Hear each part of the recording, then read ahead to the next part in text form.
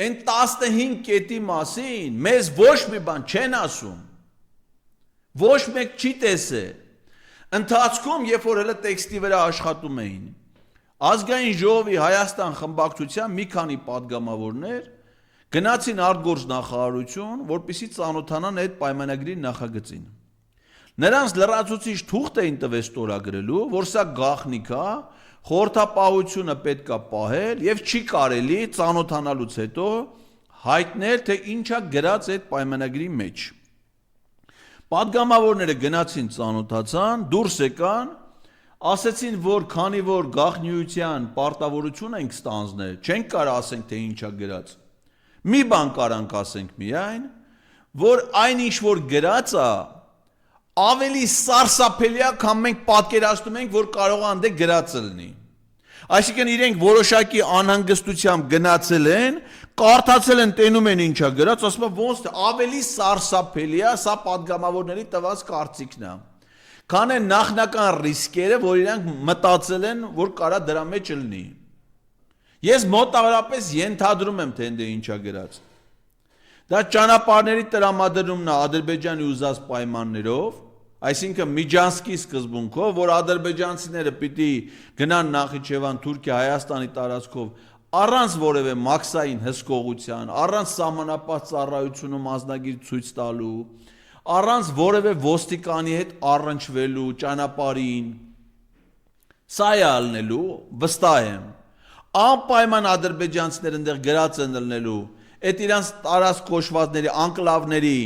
հանձնում Ադրբեջանին, որով Երևան-Թբիլիսի եւ Երևան-Մեղրի ճանապարհների հիմնական հատվածները հայտնվելու են ադրբեջանական վերահսկողության տակ, ոնց որ Գորիս Կապանն է, Կապան ճակատենն է եւ այլն։ Եվ էլի այլ բաներ։ Հիմա Նիկոլ Փաշինյանը եւ մյուս ԿՊԱ-ականներն ասում են, որ սա ձեռքբերում է ու ամեն ինչը երկկողմանի է։ Օրինակ, ասում է ի՞նչն է երկկողմ։ Օրինակ ասում է սահմանից օտար երկրների ուժերը հետ քաշելը երկկողմանի է։ Ապուշներ, ոնց է երկկողմանի, եթե Ադրբեջանում օտար ուժեր չկան կամ մենակ ստե։ Ադրբեջանում ԵՄ դիտորդներ չկան, որ իրանք հետ քաշեն։ Ստե կան։ Ոնց դառավ երկկողմանի։ Միակողմանի է, չէ՞։ Ասում ես երկու երկրները ճանաչում են միմյանց տարածքային ամբողջականությունը։ Դու որպես Նիկոլ Փաշինյան Ադրբեջանի տարածքային ամբողջականությունը ճանաչել ես քու կարդացած բոլոր գրքերի թվերով 86600-ով Հայաստանի տարածք համայլես 29800, հետո իջել ես 27431, հետո չգիտեմ ասել ես անգլա, այս սա դու ես ասել։ Մի ադրբեջանցի էլ է, չեմ ասում է, Իլհամ Ալիև, Հիկմետ Հաջիև, Ջերուն Բայրամով։ Ոչ մի ադրբեջանցի էլ չի ասել, թե Հայաստանի տարածքային ամբողջականությունը ինչ է։ Դու հարցրել ես 2022 թվին, սեպտեմբերի 22-ին, ՄԱԿ-ի գլխավոր ասամբլեայում ասել ես, պարոն Նիկոլ Փաշինյան, որ ես այս բարձր ամբիոնից դիմում եմ Ադրբեջանի նախագահին, որպեսզի ինքը ցույց տա այն քարտեզը, որը ինքը համարում է Հայաստան։ Ադրբեջանի նախագահը այդ քարտեզը ցույց չի տվել։ Բայց դու այդ պայմանագիրը հայտարարելուց հետո թուրք լրագրողներին քո աշխատասենյակում նստած ասում ես, որ Ադրբեջանի գործող սահմանադրության համաձայն Հայաստանի հիմիկվա տարածքի 60-ից 70%-ը պատկանում է Ադրբեջանին։ Էդ էլ ես դու ասում։ Ադրբեջանը կասի քո տարածքային ամբողջականությունը իմ սահմանադրությամբ ինձ պատկանող տարածքների հետ ի՞նչ կապ ունի։ Ես քեզ ասել եմ, որ հայկական ԽՍՀ-ի սահմաններով եմ ճանաչում Հայաստանի դու կասես դե Ալմատայի հռչակագիր, կասի Ալմատայի հռչակագիրը կվերցես, կտանես սիրուն կփաթաթես, մի քիչ նեղ կփաթաթես, որ չցավա։ Որովհետև Ալմատայի հռչակագիրը պետության սահման եւ պետության անկախություն չի որոշում։ Մերձբալթյան 3 հանրապետությունները, որ Ալմատայի հռչակագիր չեն ստորագրել, իրանք անկախ պետություններ են ու սահմանները իրանք դրանով չի որոշվել։ Ինչ կապ ունի Ալմատայի հռչակագիրը սովետական հանրապետությունների սահմանների հետ։ Այդքան բան Ադրբեջանում հասկանում են։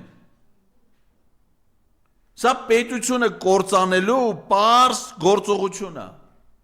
Իսկ հայկական կողմից 0 պահանջ։ Օրինակ կարար չէ ասեն գիտես ինչ դուք նախապայմաններ ունեք, մենք էլ ունենք նախապայմաններ։ Մինչև մեր գերիները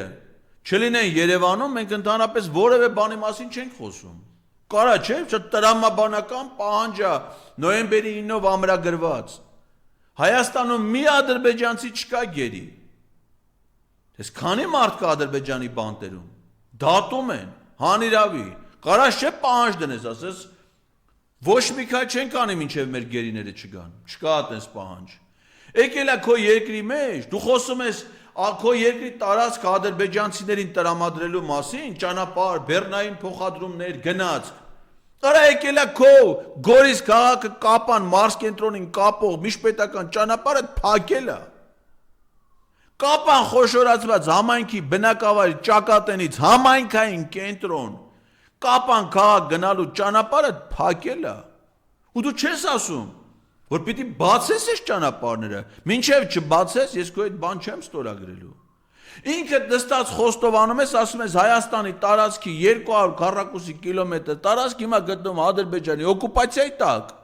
Չես ասում, արա մինչև քո զորքը իմ երկրի տարածքից չանես, ես քո այդ բան չեմ խոսալու։ Ոչ մի պայման գոյություն չունի։ Ասում է Ադրբեջանն ասում է, գրած այդ վստահ եմ այդ 17 կետերի մեջ է, որ Հայաստանը պիտի սպառազինություններ ձեռք չբերի, ասել է Ալիևը, չէ Ալիևը կարող է անասուն խոչի, սրանց պես խոչի, որ մի բան խոսի, ուրիշ բան ասի, խափի։